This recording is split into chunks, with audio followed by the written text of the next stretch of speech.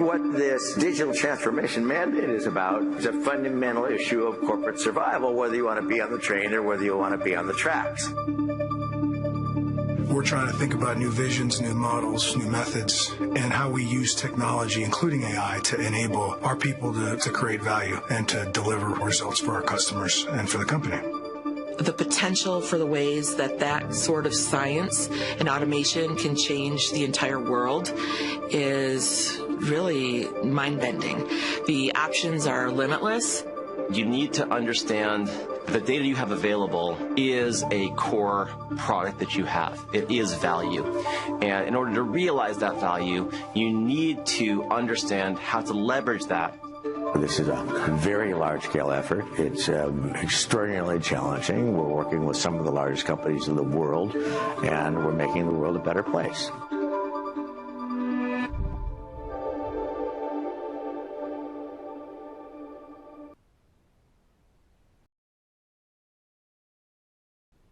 Hello everyone, welcome to the C3 AI webinar series. My name is Jackie Chen. I'm one of the outbound product managers for C3, and I'll be your moderator for today. I'm excited to join by two of my colleagues today, Phalong Duong and Sean Gooden. Phalong is our Director of Products for C3 AI Defense and Intelligence Suite, covering a wide range of use cases in the defense sector. And Sean is our Senior Product Manager focusing on our C3 AI Readiness product, which is our predictive maintenance application. In this presentation, Phalong will begin to give us an overview of generative AI and really put it in the context of defense. Follow on by that, Sean will give us a demo to very showcase how C3 AI's generative AI application is used as a knowledge co-pilot on top of our readiness application. Before we get started, I do want to point out to you that you do have a Q&A window on your screen. Feel free to drop in any of the questions you may have throughout the presentation. And our team will answer them via direct message or answer them during the live Q&A at the end. Without further ado, I will hand this over to Phalong and for this exciting presentation. Thank you.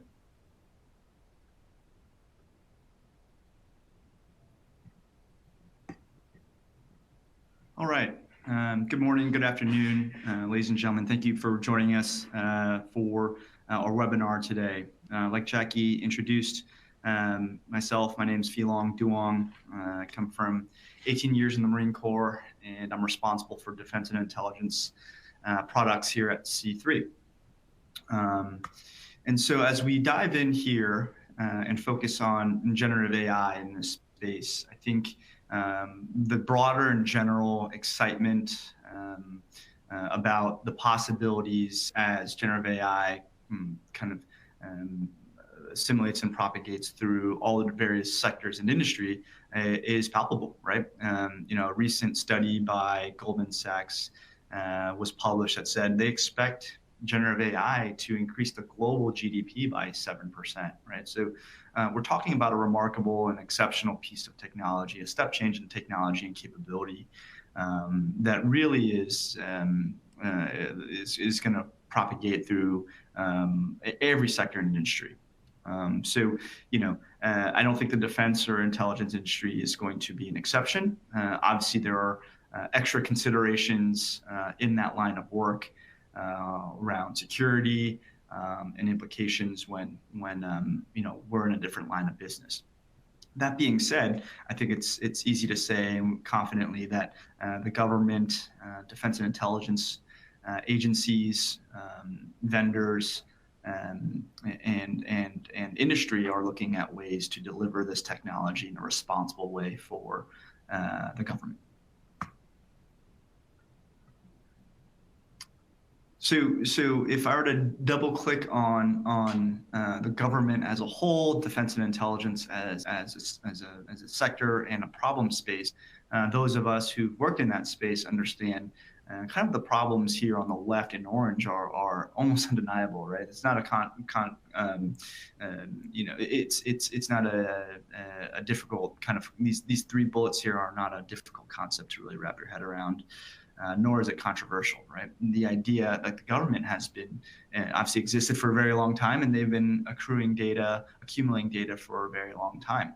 The challenge there is this data is often in really poor formats. If you're in the AI industry, they're often dirty, unformatted, unlabeled data. And it's also very siloed, right? And so accessing that data, retrieving that data and knowledge is a challenge. The idea of siloed institutional knowledge, right? So we all understand, folks in the government who've been around for a long time, who are long tenured, think of the 20, 25-year warrant officers that we have. That's a tremendous amount of institutional knowledge that's often kept with that individual or group of individuals. And when they depart service, a lot of that knowledge departs with them. So how do we cultivate not only a different culture, but also have a change managed through technology and enabled through technology where we can build a more collaborative and knowledge sharing environment, right? And then finally, it's not a military specific problem set to understand.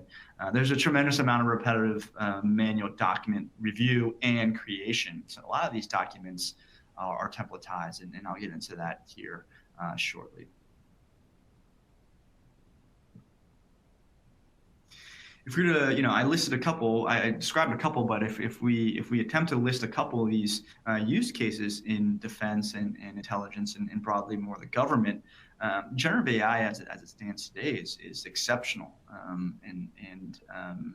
at knowledge retrieval and document generation, right? I think we've seen today through commercial practices and demonstrations that it's very good at retrieving relevant information and then also at generating relevant media.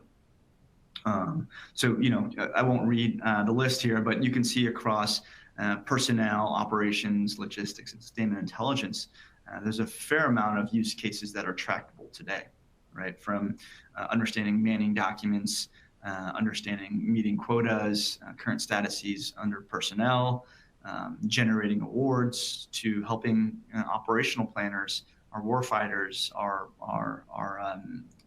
campaign planners rapidly retrieve information that's relevant, is time relevant, and then also generate reports so that process can be expedited and we can close some of these chains that often take a very long time. If we were to deep dive maybe one or two specific use cases, we understand that in the military planning process alone, right? So a lot of the pain point, these joint cycles, these joint planning cycles, every service has their own planning cycle, but the joint kind of institution enterprise has their own as well. They're all kind of flavors of the same thing with minor deviations. However, the pain points are pretty universal across all of them, right? Very time consuming, a lot of his manual analyses, even with enabling technologies kind of to co-pilot this effort. It's still very manual, a lot of manual review, a lot of manual document generation that then has to get passed on and on for approval. And then, every iteration kind of compounds this time consuming process.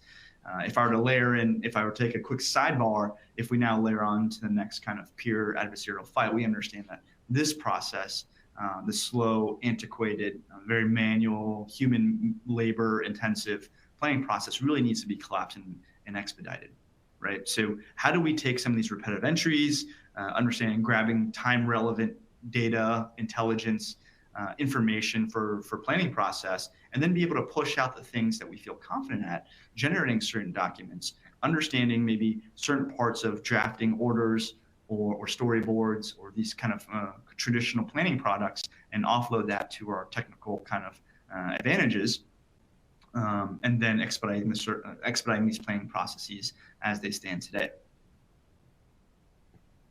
Another kind of deep dive here in use cases is contracting, right? So, not to go on a crazy tangent, we understand leveraging industry and new technologies, disruptive technologies, we're going to need to accelerate that process, right? So we understand that to compete in the global landscape.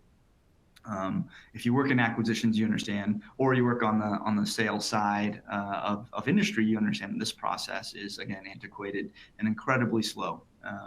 And so how do we enable the government really to consume, write RFPs, consume submissions, and go through all these kind of schematics and calculations, information to expedite contracting, right? So understand reports from past contractor performances, generating new contracts, redlining certain agreements, and synthesizing market research to make sure that our acquisition professionals are making the right decision. And we can really accelerate some of the things and processes that bog down our acquisition process. Okay, so I will very quickly pivot here into talking about what C3 is doing within generative AI, and more specifically if we overlay the defense and intelligence in the broader government context, right? So let's jump right into what we call C3 Generative AI. And so we've started this, we've been on this road for quite some time.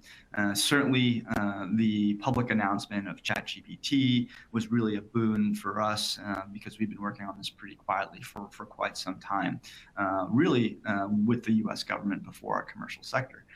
So we were approached by some of our government partners and said, hey, can C3, can you build us Google for the DoD? And so, we put some of our 40-pound brains in a room and really start to kind of decompose that very simple ask into what can we do from not only an experiential standpoint, but also leveraging kind of the next generation technology. Okay, and so for me to really describe our approach at C3 AI, I will take a quick, kind of 1-minute sidebar to really describe to our audience today what C3 actually is, right? And if I were to survey the general public in early calls with new customers, they really don't understand what C3 AI really proposes to the market. Are you an AI applications company? Are you a platform as a service? Are you infrastructure as a service? And so really the quickest way to describe our value proposition to the market, to our customers, is just really everything inside this blue box here that we call the model-driven architecture, right? And so all these illustrative glyphs here represent services, microservices that you need to build, specifically AI applications. If you're a large enterprise that has a use case that you need an AI solution, an AI application, I would posit that you need to find some subset, some collection of your favorite services to plug into this infrastructure. You'll stitch that all together so that you can build AI applications on top. Well, us at C3 have spent the last decade and a half and several $billion building this model-driven architecture so that we can abstract away the individual services. That, like said differently, these illustrative representations of these services are hundreds of connectors that we spent decades building to all the big services out there, all API enabled, so that you can focus on building your application on top. Said very shortly, we accelerate the design, development, and the provisioning of AI applications end to end, right? So you build AI applications, and you don't have to worry about whether it's on AWS, Microsoft, Google Cloud, at the edge, or in the private cloud. We'll do all the orchestration for all the underlying microservices you need to build your application. If you want to change a certain library or certain services, your application code never changes, right? So this is really critical for the development and the future scalability of AI applications that we know are unique, because you have to continually retrain these loops, and services and microservices change and they outcompete each other. And so, if you prefer TensorFlow or SageMaker, plug those in. If you want SnowMaker or Snowflake, you can plug that in as well. And alternatively, if you want to change after a year of operations into a different service, your application code never changes. And so I wanted to bring that up to describe C3 as a platform for developing applications, which will then qualify what we're doing in generative AI that really separates us. So likewise, with kind of the advent and this boom in LLMs and generative technologies, that's just the newest flavor of services or packages that we would plug in and represent as one of these glyphs. Said differently, we're not in the business of developing the best LLM on the market. We are the beneficiary. So if there's a certain model that you enjoy or you prefer, you can plug and play there. And as certain models outperform each other and outdevelop each other, then it's very easy for us to switch with no switching cost to you as our customer. Okay, so let's keep going here into what makes us different. I'm going to fast forward here and just give you everything up front. Okay, on the left here is really the traditional deployment of these LLMs today as we see, right? People are deploying their model of choice directly against their data. And so what we'll see as a result of this direct access between a language model and your data is it's non-deterministic, right? So every time you ask kind of the model, you could get different answers and responses. And you know, working in the government space for a very long time, that's probably not something that we want our mission planners, our enterprise leaders, and our warfighters really to have to deal with, is this non-deterministic response. Really lack of traceability. Right, so it's hard for these models because they're interacting directly with the data to really expose how they came across this data or the evidence package, as we call it, with said inferences and generations. Okay, the very LLM specific, right? So you choose LLM of your choice, and you're married to that LLM against your data set. Okay. Okay, so let's move over to the right here and what the C3 AI approach. And so if you could rewind your mental eye into that model-driven architecture, what we call the C3 AI platform, what that has in the last 2 decades have enabled us to do is build a barrier between your data and the language models. Okay, and so it's illustrated here across as a horizontal dashed line. The user here will then interact with our LLMs, our natural language models, to interpret natural language text to a query, a machine query. And we use a second kind of language model to then embed your institution's data into a vector store. And so what this enables the user to do is communicate with an LLM that understands context and language and relevancy, but will then orchestrate that across multiple hierarchies of language models that are interacting with your data in a vector store. What that gives us is deterministic responses.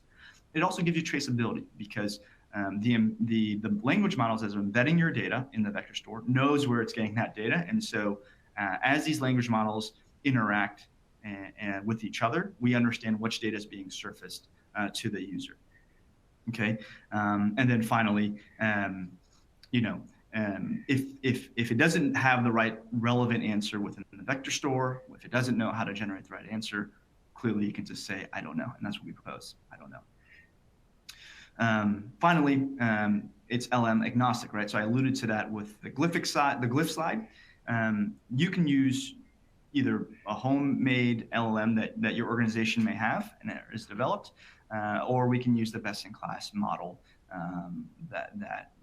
that's off the shelf. Okay, and it's just one more plug and play. It's that glyph that we have connections to, just like we can change what kind of object store that you may want, and so on, just like the other services. I'll go through a couple illustrative slides to really describe what we do here, a little bit more deeper dive into that hierarchical view and an orchestration agent into a retrieval agent across your data source, right?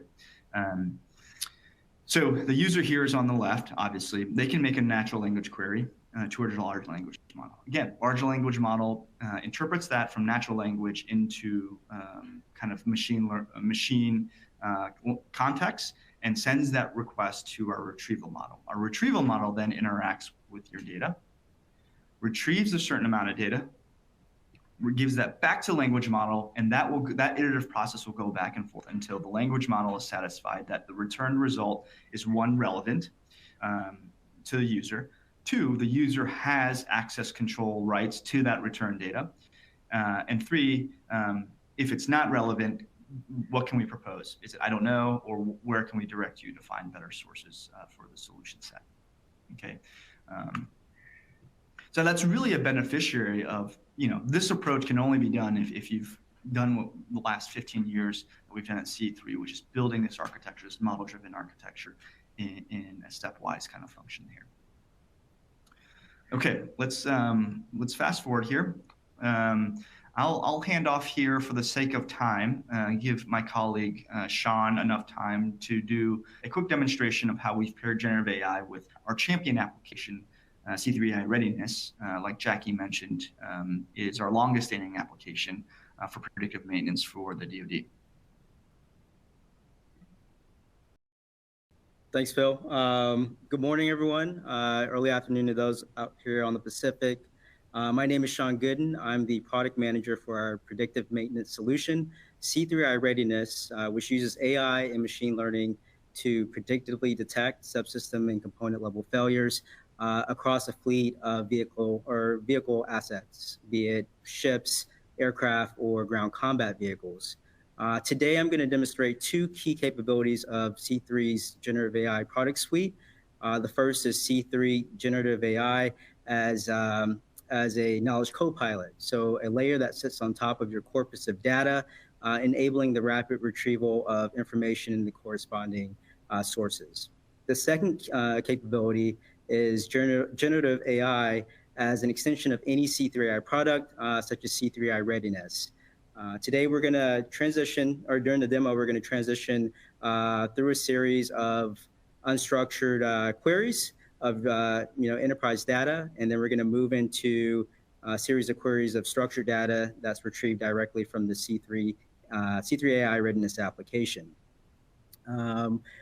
Through today's demonstration, we want to show you the variety of questions that could be addressed by any defense, military, or civilian personnel, from the private to the admiral.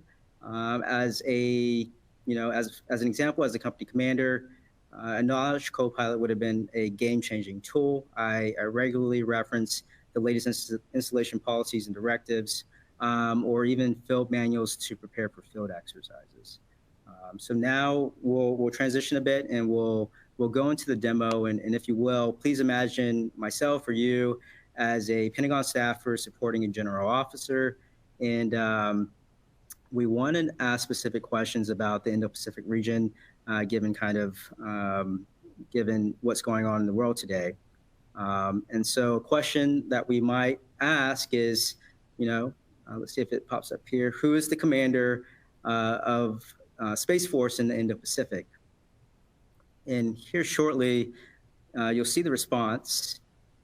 And what we'll get is at the top of the page here, you'll see the AI summary at the top, and we'll see the answer. And the large language model responds that General Anthony Massilier is the commander of Space Force in Indo-PACOM. Directly underneath that, you'll see how this response is being derived. There are sources that are referenced there. And as you move down the page, you'll see links directly to documentation and application web pages in order of their relevance as indicated by the relevance score here. You can click directly into those. And if you want to ask follow-on questions, you can move into the C3 Generative AI chat and begin to engage with a chatbot and a natural human answer question dialogue. Kind of moving on in a bit here, we might want to ask a totally different question. And so I might want to ask, who is the chairman of the House Cyber Information Technologies and Innovation Committee? And the large language model, or LLM, will correctly respond here that Congressman Mike Gallagher of Wisconsin is the chairman. Given the current guidance and direction in the National Defense Strategy, we may need to rapidly retrieve information about the capabilities of the People's Liberation Army. And so we might ask a question like, what is the SSF? The large language model responds that the SSF is a strategic support force, and they're responsible for electronic warfare capabilities across the PLA. We might want to continue to ask questions of the same context, like, what is HFDF? And the large language model will respond that it's high frequency direction finding. But again, we want to understand this in the context of China and the PLA. So I might move to my generative AI chat to continue to dive deeper into this particular topic. And I might ask a question like, how does China use HFDF on mischief reef? And we'll see here that the response that I get here is that China uses HFDF on mischief reef to assess a line of bearing to a ship and estimate its position with reasonable accuracy. All right, we're going to change gears a bit. What we want to do, or what we want to show you, is how we can integrate C3 Generative AI with a C3 application like C3 AI Readiness. And for this particular application, we're able to do queries of the application around fleet readiness. So as you can imagine, you're a maintainer, you have a high-risk asset, you want to kind of understand how to troubleshoot this issue. So you might query historical records and information. A question we might ask is, what is the status of TEL X05? And here the large language model tells us that it is partially mission capable. We can go into our search results and access a vehicle detail page that will take us directly into the application, as you see here, and I can further investigate this particular issue. If we kind of take a step back and we want to take a fleet level view, we might ask a question like, what are my highest risk aircraft? And or highest risk aircraft across my fleet. And we're presented here with a bar chart of our top 10 highest risk aircraft with the highest risk on the left.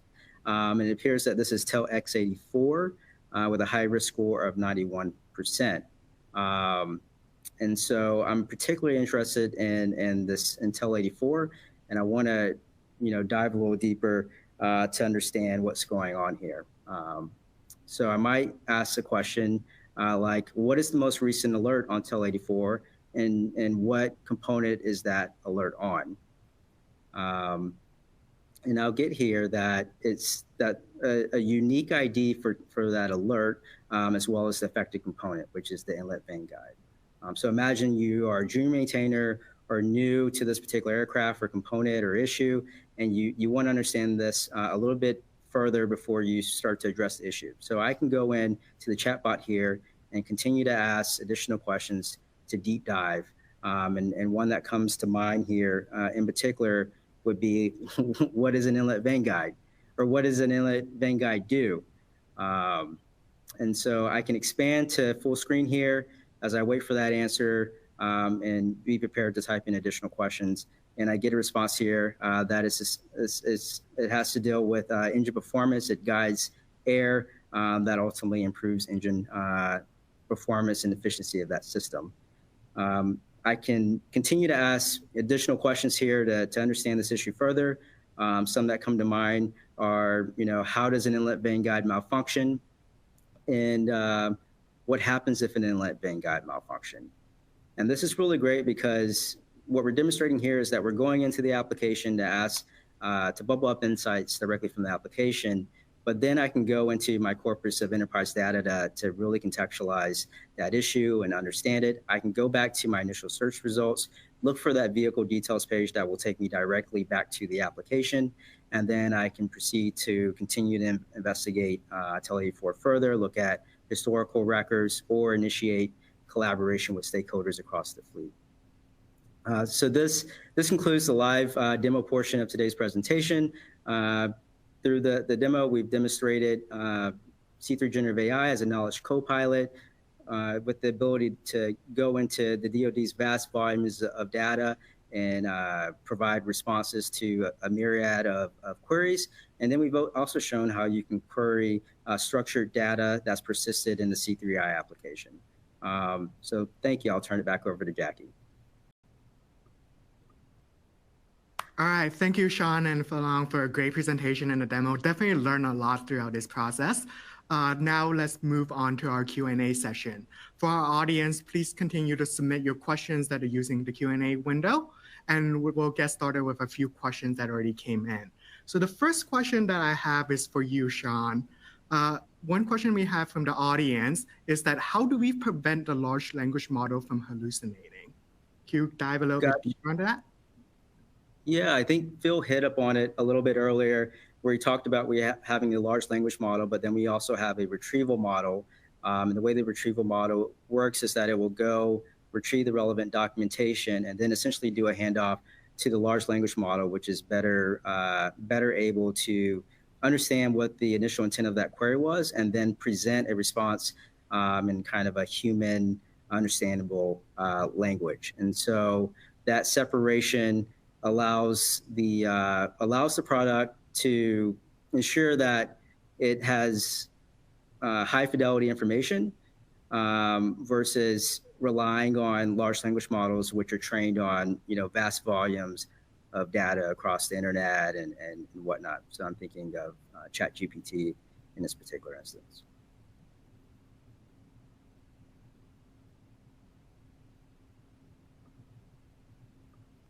Awesome. Thank you, Sean. That totally makes sense. And I think it will allow us to ask questions with more confidence. I think the next question we have is for Phil.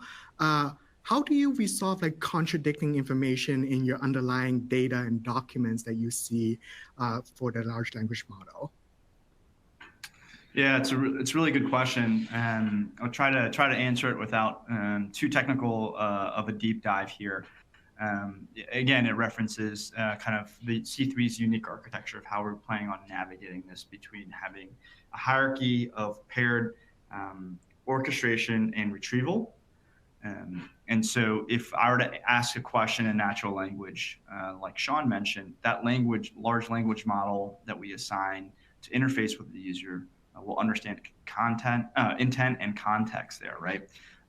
And so like I mentioned in my description before, that retrieval model's job is then to explore the space of data, whether that's text, media, documents, Excel sheets, whatever it may be, find the most relevant, and technically it would be finding the nearest neighbor of where it thinks is the most relevant, return that piece to the language model, and that language model may say that's not relevant, and that process will go back.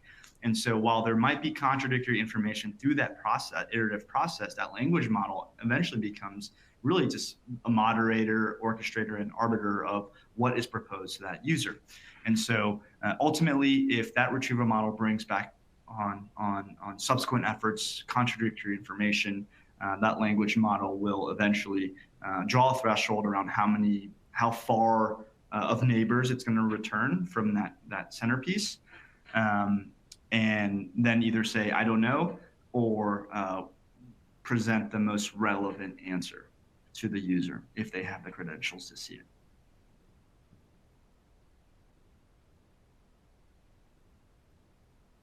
Awesome. Thank you, Phil, for this very in-depth explanation. We also have a follow on the topic of data. We also have a follow-on question for Sean too.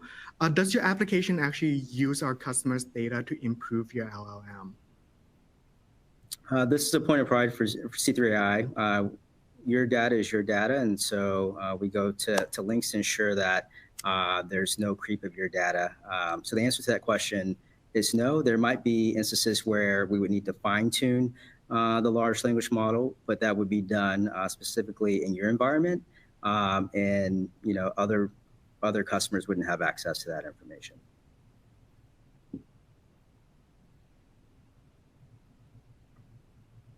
Awesome. That makes perfect sense. I think let's move on to another question for Phil as well. One thing that we see on some of the on the public side, we are seeing degradation of models such as ChatGPT. It's like what our audience describe as is getting dumber over time. Have you seen this dynamic with your LLMs, or what might be causing this, and how might you prevent it from on your side? Yeah, it's another really good question that probably requires a really long technical answer, so I'll do my best to keep it brief. And so I think there's two parts of this, right? So the first part is what I alluded to in my description of our approach, and that is we can use either your LLM that you've built yourself or your LLM of choice, or we can take one that, assuming it goes through all the security measures, we can take one off the shelf that is performant. Okay, so that's the first answer, right? Those things are just another glyph substitution for us in the model-driven architecture. architecture, right? So your application stays there, and we can keep plugging and playing as many LLMs that you want. That provide you the best kind of end state or solution that you want. The second part here is what Sean alluded to. Okay, so while we have artifacts that we have built that are tuned and subject tuned, that might be tuned for like specific industry problems or contexts, once that artifact is deployed in your environment, it's going to continue to learn and evolve within the context of your data, and also through feedback with your user, right? So that's something that I didn't describe before, and you may have picked up in the demo, but we provide features, technical features on the front end that allows the user to interact with these, what the LLM and the retrieval models, the embedding models return and propose. And so over time, with more iteration, that LLM is enabled and strengthened with RLHF, right? So this idea that we're going to do reinforcement learning to understand and continue to tune these models to provide the most relevant results. Conceptually, that should prevent the degradation of performance. But at any point, right, we're not in the business of building LLMs. We're in the business of letting you rapidly deploy and develop your applications. And so if they're, a month from now, a year from now, if it's a better product, a better solution in this space that you'd prefer to play with, we're happy to meet your intent. Bill, a follow-on question for you regarding this topic is like, what are some of LLMs that are available within C3 AI? And I know the audience was also asking is like, do we have our own proprietary models as well? Yeah, so while C3, this may be slightly contradictory to what I've previously said, we are investigating and researching and developing our own in-house LLM, but really where we shine as a product is to enable you to plug and play the best-in-class LLMs. If it's ours, that's great. We're using certain models for our embedding and retrieval models, things like Colbert and such. We're seeing a lot of traction within our government agencies to use more open LLMs like Flan T5. But we've played and investigated with almost most of the kind of leading LLMs right now that we see in the commercial space.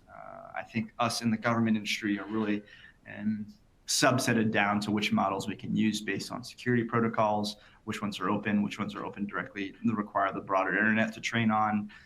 So we want to make sure that we're matching what our customer needs in the government and what is technically and possible and what's kind of security sensitive, if that makes sense.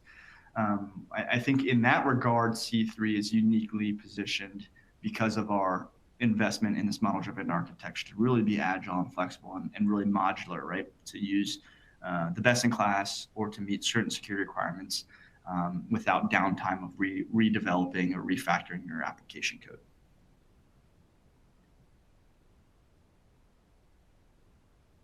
Val, I think that gives a lot of context about LLMs. One thing that I learned about LLMs, like we are often dealing with tokens too. So how, this one is for you, Sean. How do we cope with the limitation of LLMs in the number of tokens that when dealing with large amount of internal documents and knowledge bases? Okay, if I understand the question correctly, this is how we go about essentially tokenizing or embedding our vast volumes of data into our vector store so that they can be accessed. So what typically happens is, or in a customer context, we'll work with the customer to identify specific data that they like in their vector store. This could be streaming information, or we can work with the customer to identify, again, specific information to put in the vector store. But as that information goes into the vector store, or before it goes into the vector store, it will be put into computer readable embeddings which also enables the large language models to interact with the data based off of the similarity of those embeddings in your prompt to the embeddings that are in the vector store. Did I get after the question there, Jackie? Yep, that makes sense. Awesome. And thank you, Sean. And we have a lot of questions coming in, and I love the excitement from the audience, but I think we're getting close on time. So, but one more question we have for Phil is like, can your retrieval model work with multiple data stores at different classification levels?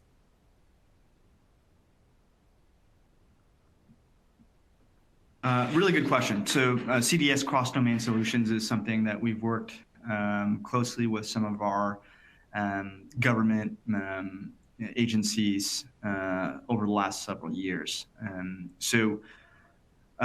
Without, again, I keep caveating, without getting too technical, there is a technical approach to being able to deploy retrieval models across domains. But again, depending on the use case, what the data looks like, what the enclave looks like, what the environment in the cluster looks like, sometimes the quickest approach is to deploy different language models into different environments. But there is solutions that we've built across domains for various, let's say, agencies.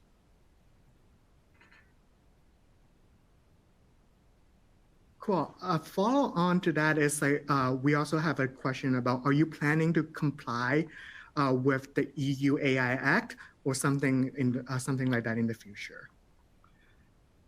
Yeah, I think so. I think we're considering kind of all things right now. Obviously, generative AI is a hot new topic. We do quite a bit of business and have large customers in the EU, not only on the commercial side, but also on the defense side as well. We've done predictive maintenance for a European country, and we're constantly exploring different use cases with other European kind of countries in terms of defense and intelligence. So when we layer in the generative AI discussion, I think that discussion is the obvious next step, is complying with whatever nation state has certain rules.